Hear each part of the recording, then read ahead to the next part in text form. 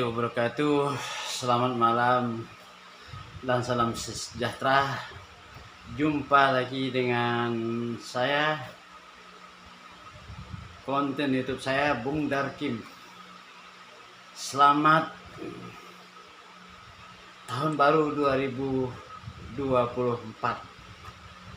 Malam ini tanggal 31 Desember 2023, baru sekitar jam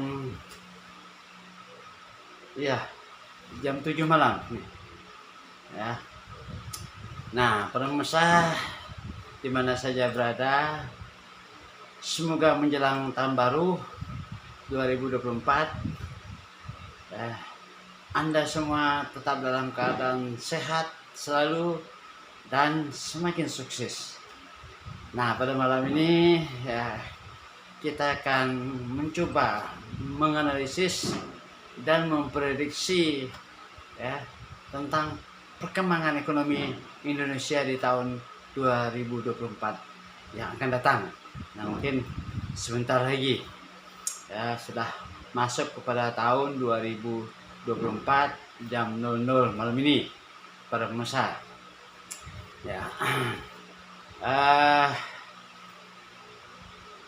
Kita tentunya memiliki harapan bahwa tahun 2024 ekonomi Indonesia semakin baik, pemirsa. Nah, ekonomi rakyat juga semakin baik. Nah, tahun 2023 ini memang perkembangan ekonomi Indonesia boleh dikatakan stagnan, di mana pertumbuhan ekonomi masih berkisar 5%. Nah, di mana kondisi pada tahun 2023 ini ekonomi global itu sangat berpengaruh terhadap ekonomi di dalam negeri, negara manapun, khususnya negara-negara berkembang, termasuk negara-negara maju. Nah, untuk Indonesia tentunya karena kita lebih banyak ketergantungan kepada import barang-barang maupun jasa, terutama import barang-barang yang bersifat untuk memenuhi kebutuhan di dalam negeri.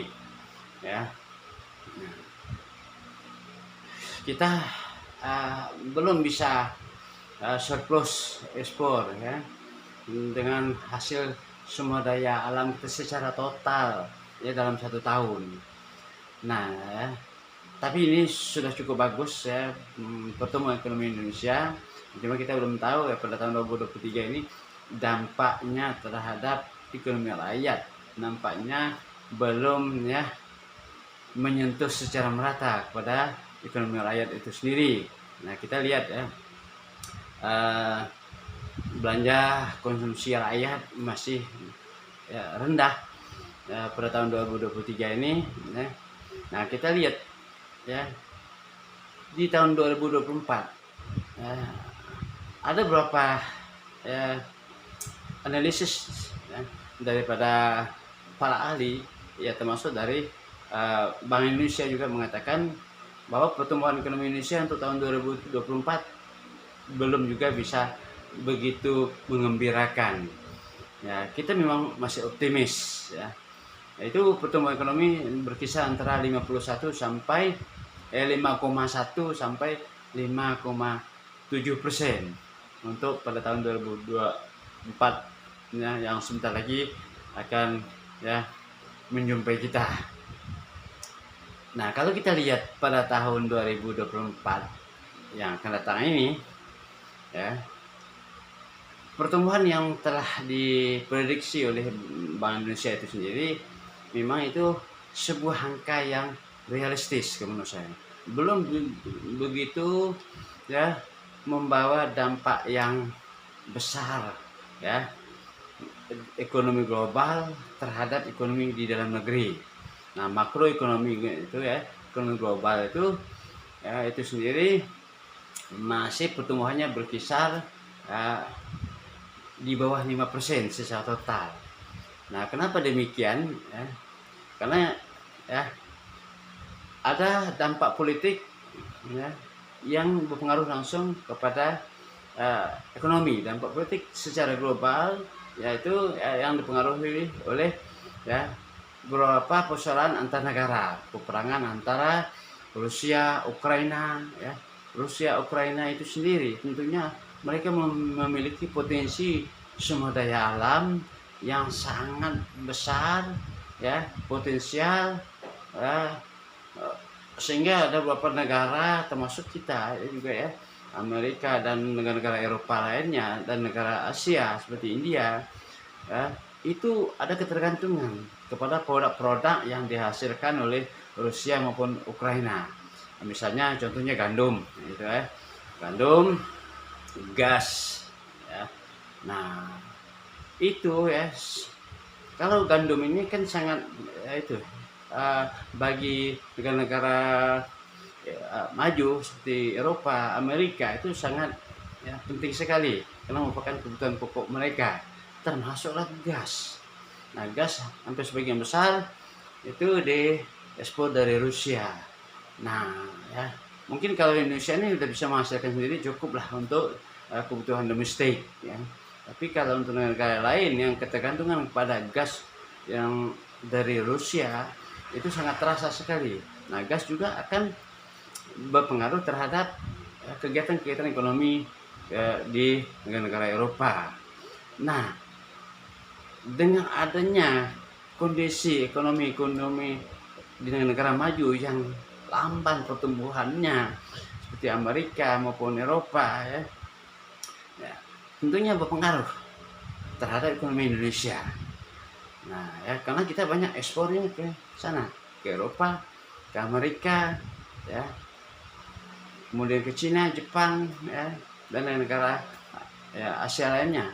Nah, inilah sebuah pengaruh daripada ekonomi global terhadap ekonomi dalam negeri. Ya.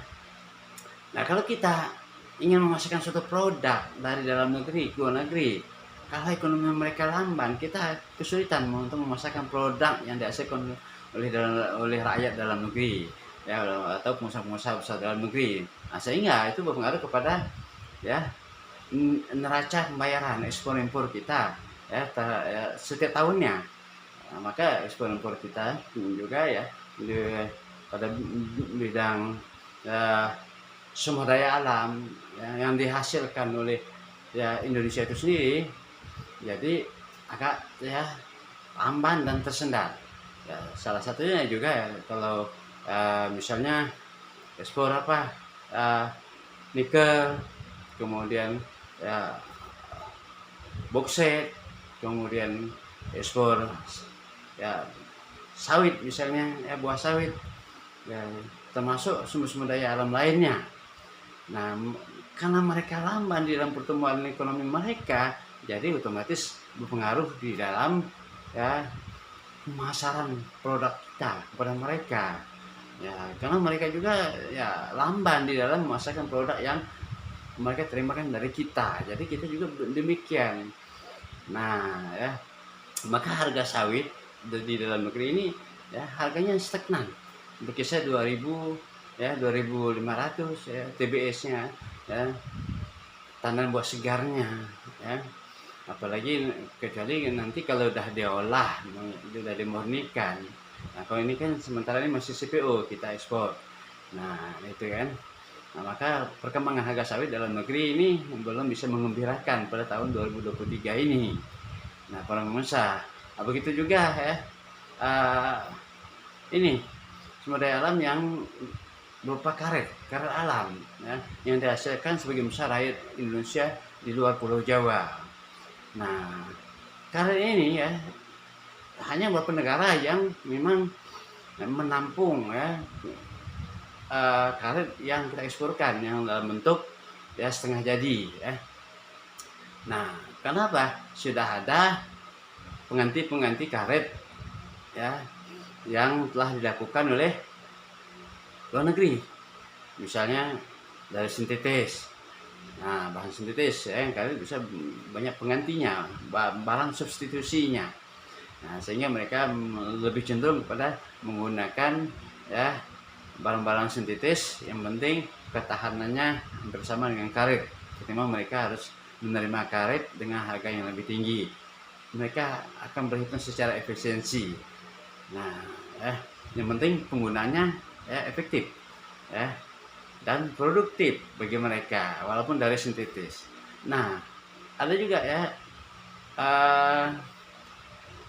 potensi sumber daya alam kita yang memang ya, lamban ya di dalam pergerakan ekspornya ya, karena ini menyangkut regulasi perizinan ekspor impor ya, kemudian juga ada ketidaktahuan daripada para pengusaha-pengusaha kecil, terutama para UMKM, akan kalau mereka akan mengadakan ekspor, mereka kadang masih bingung. Kenapa? Masih kurang sosialisasi tentang bagaimana cara mengekspor produk mereka. Sementara dari pihak pemerintah sendiri ya belum mengakomodir, belum mensosialisasikan kepada para UMKM yang pengusaha yang kelas menengah ke bawah. Ini yang banyak ekspornya yang menengah ke atas ya.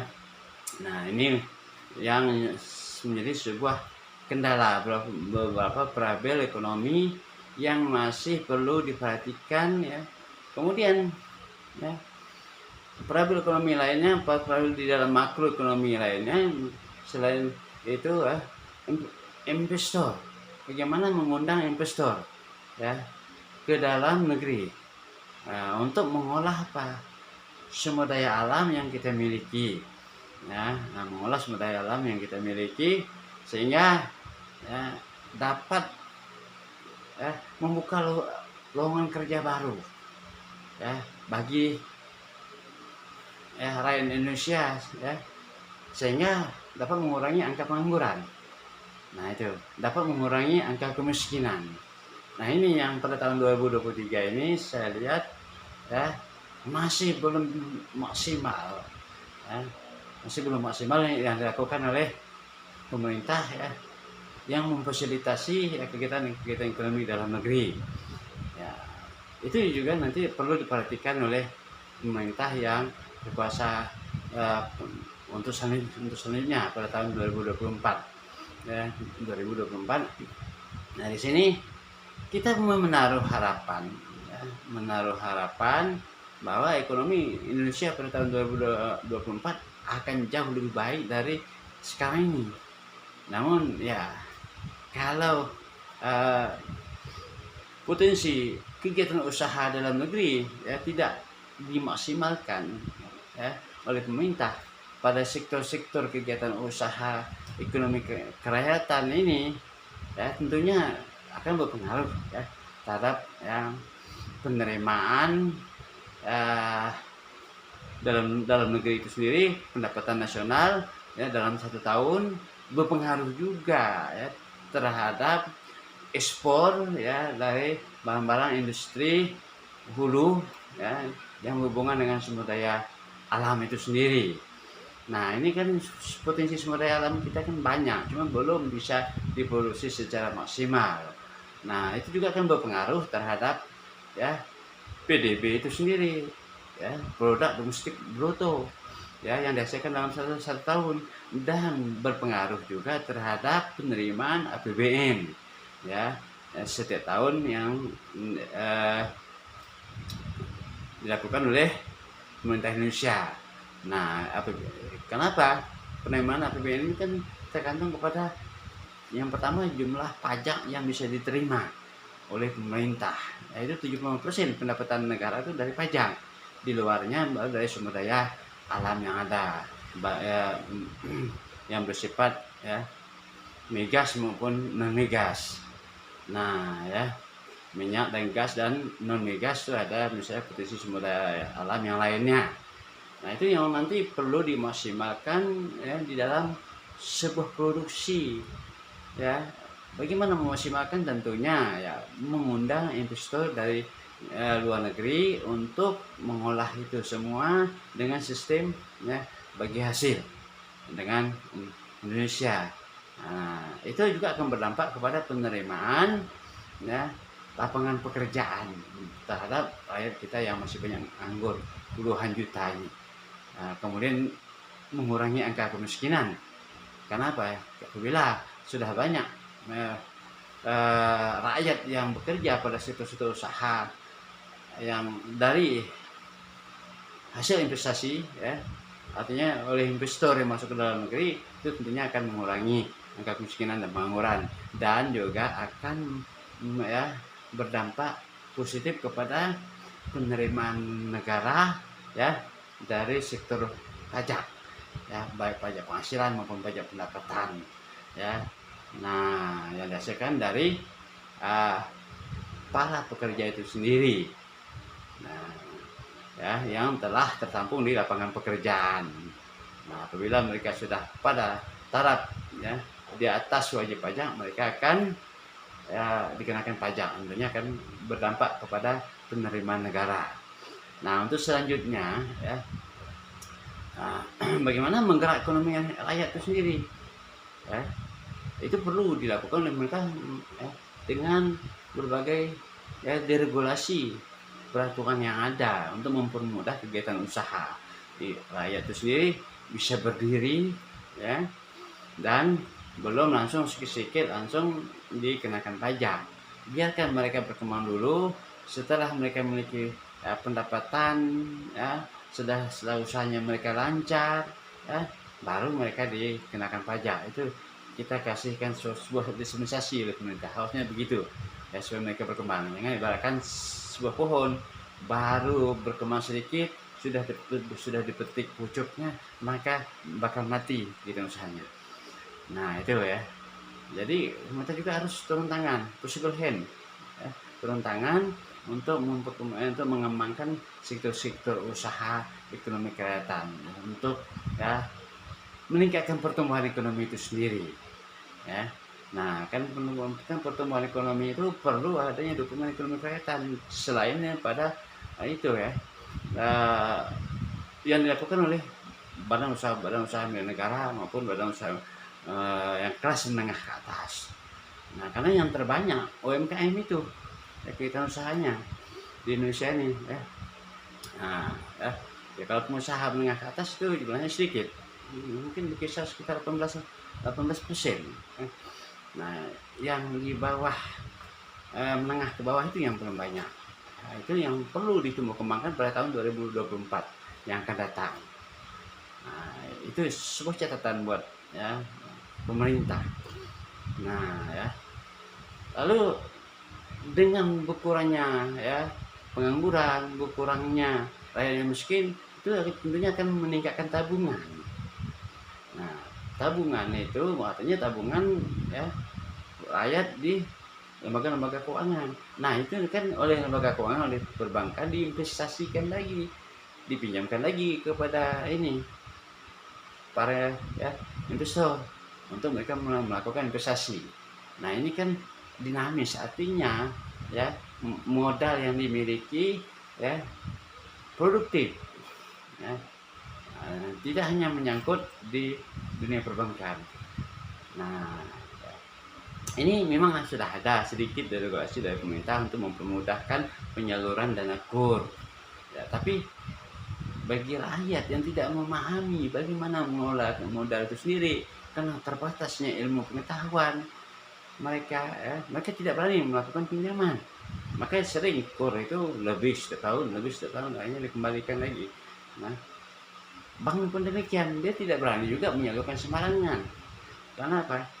Karena dia khawatir kredit macet meningkat, jadi mereka yang disalahkan juga ya. Nah, oleh sebab itu pemerintah harus turun tangan membantu ekonomi kerakyatan dengan solusi yang pertama ya, berikanlah rakyat di setiap desa, setiap rumah tangga itu pelatihan ya, kemudian dampingi kegiatan usaha masyarakat, kemudian bantu pemasarannya atau dengan sistem baku angkat, atau jelaskan dengan mereka bagaimana mengekspor produk-produk mereka, aturan-aturannya.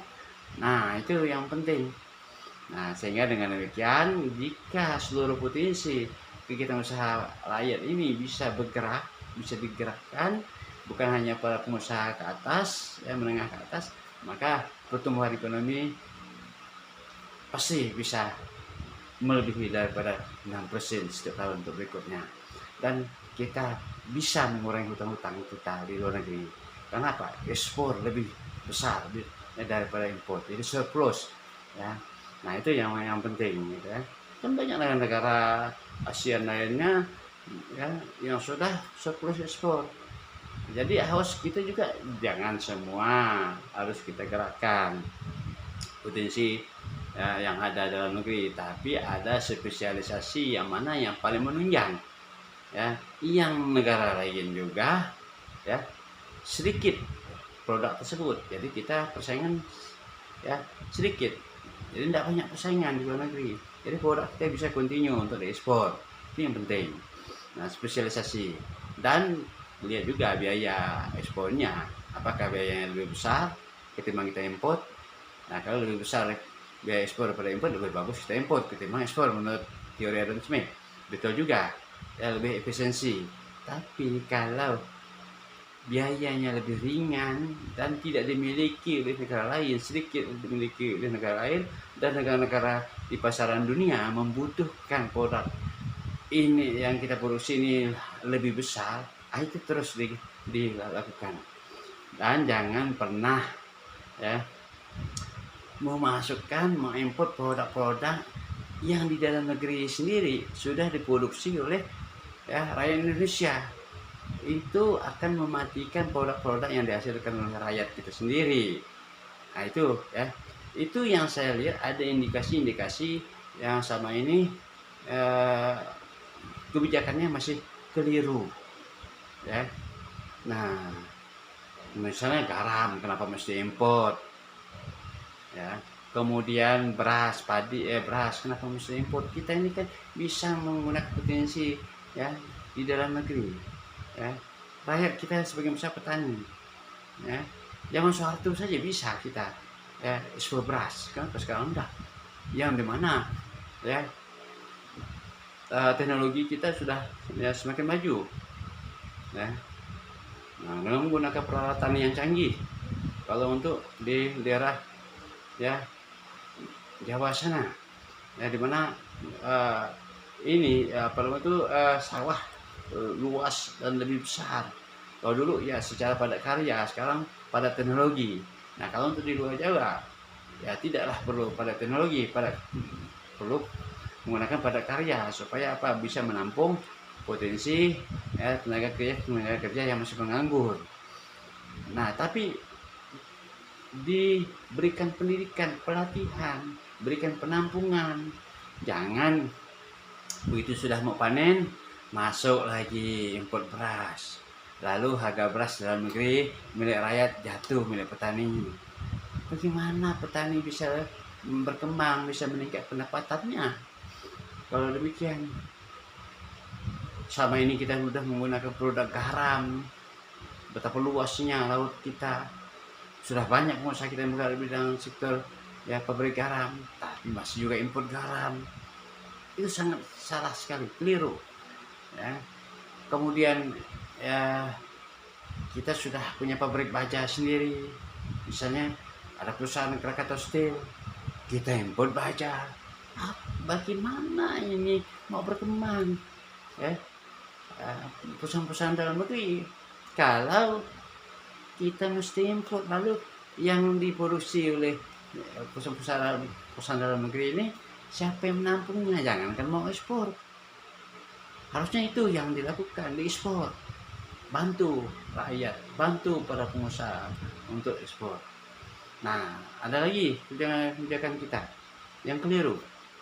Kita mungkin rakyat kita, ya, sudah ada yang mampu untuk memproduksi kendaraan sepeda motor, misalnya roda 2, ya, nah, atau roda 4, ya. Dorong mereka untuk produksi sendiri, bantu modal, bantu teknologi, transformasi teknologi dari luar.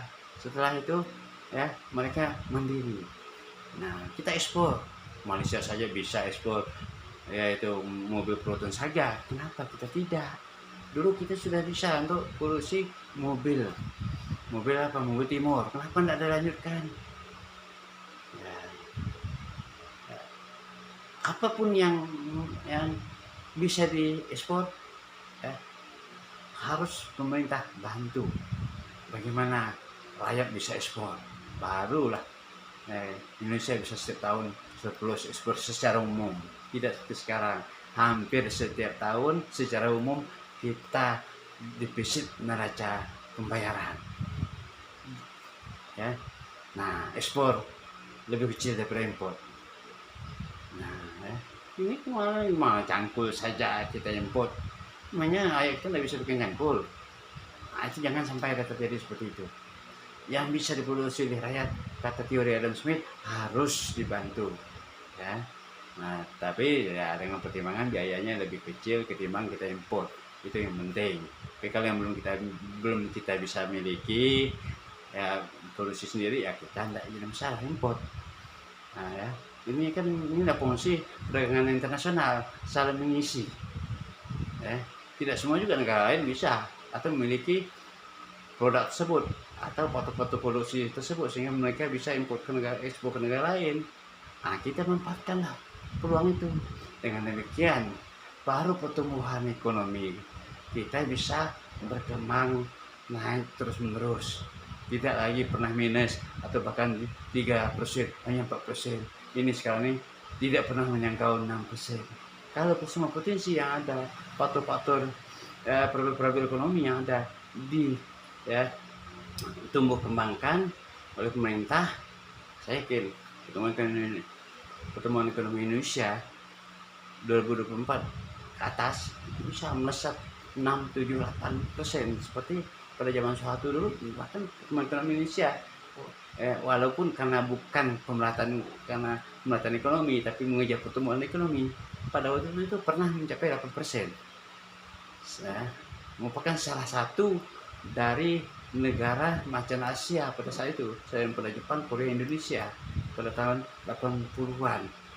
Kita bisa swasembada beras, bisa ekspor juga kita pesawat terbang, bisa ekspor juga akhirnya mobil Timur, ya, walaupun hanya baru misalnya tahap awal pada waktu itu karena ada dekat reformasi. Tapi pada saat itu pertumbuhan ekonomi kita tinggi.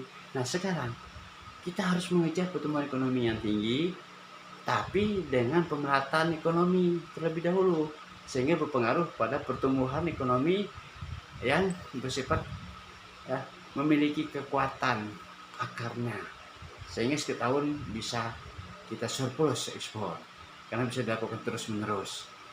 Nah, itu yang penting, bukan hanya satu atau dua, misalnya hanya sawit, hanya karet saja yang diekspor atau yang besar-besar saja. Tidak demikian. Oke, ya. Kalau misalnya di mana saja berada, kita memang sangat mendukung program pemerintah yang bersifatnya yang pertama mensejahterakan rakyat, yang kedua berkeadilan, ya. Berkeadilan gimana? Bisa bermanfaatkan buat kesejahteraan rakyat seluruh Indonesia, bukan hanya golongan tertentu, ya, karena kita masih banyak juga yang miskin, masih banyak yang nganggur. Apalagi di tahun 2023 ini ekonomi kita boleh dikatakan masih stagnan pertumbuhan ekonominya, apalagi pemerataan pendapatan. Rakyat ini sekarang ini sedang susah. Pada intinya, ya, masih banyak rakyat kita yang susah, ya. Apalagi harga sembako melesat tinggi, harga sembako meroket. Ini baru harga sembako meroket, bukan pendapatan. Coba cek di daerah-daerah berapa harga sembako, ya. Nah, bahkan beberapa bulan tahun lalu Sintang ini pernah masuk urutan keempat inflasi tertinggi di Indonesia.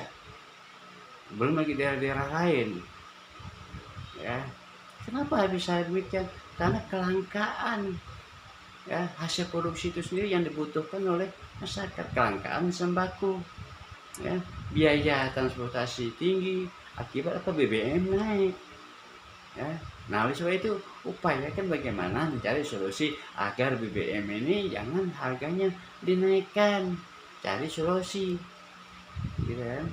Nah, kalau BBM naik, otomatis semua harga barang naik karena diangkut dengan BBM, gitu kan. Nah, itu yang perlu para nanti pemerintah berikutnya 2024 harus bisa mencari solusi, ya. Nah, dan kurangi hutang ke luar negeri, ya. Karena hutang ini berdampak negatif buat perekonomian suatu negara, ya. Kita harus bisa maksimal ke potensi sumber daya yang ada, ya. Jangan kita ingin besar tapi berhutang, masukkan infrastruktur yang besar-besar tapi berhutang, tapi tidak semua rakyat yang menggunakannya, hanya kalangan-kalangan tertentu yang memanfaatkannya. Misalnya jembatan tol, ya. Nah, kan rakyat tertentu, kan tidak semua yang menggunakannya. Nah, alangkah itu, ya, manfaatkan untuk infrastruktur di daerah-daerah. Masih banyak jalan-jalan di daerah yang hanya menggunakan, ya, tanah kuning saja. Nah, sementara di kota tertentu sudah jembatan layang, jembatan tol itu sudah macam kue lapis saja. Nah, ini kesenjangan antara kota dan desa ini, ya, jauh sekali, ya, dari zaman dulu sampai sekarang. Nah, upayakanlah ini sebuah proyek-proyek besar, bangunan-bangunan besar itu, ya, ditunda terlebih dahulu, tapi, ya, penuhi kebutuhan rakyat di daerah-daerah seperti sektor kesehatan, ya, pendidikan yang murah, biaya ini, ya, transportasi yang murah. Nah, sehingga, ya, rakyat masa betul-betul terbantu, ya. Tidak seperti pada saat ini, ya. Nah, hanya orang-orang tertentu saja yang bisa menikmatinya. Nah, kereta api cepat, siapa yang menikmati? Orang-orang tertentu. Mungkin yang di luar Jawa, yang tidak pernah ke Jawa, tidak akan pernah menikmati itu. Namun yang bayar pajak, siapa? Yang bayar hutang, siapa? Rakyat seluruhnya. Nah, itu perlu dievaluasi kembali nanti supaya apa? Pertumbuhan ekonomi berdampak kepada pemerataan ekonomi, ya, berdampak kepada kesejahteraan ekonomi rakyat yang berkeadilan. Itu yang penting. Oke, para pemirsa dimana saja berada, ya, pada ini sebuah sedikit, ya, masukan kepada pemerintah ke depan, di sektor ekonomi, ya. Jadi utamakan pertumbuhan ekonomi yang berdampak kepada pemerataan pendapatan kesejahteraan bagi seluruh rakyat Indonesia, ya.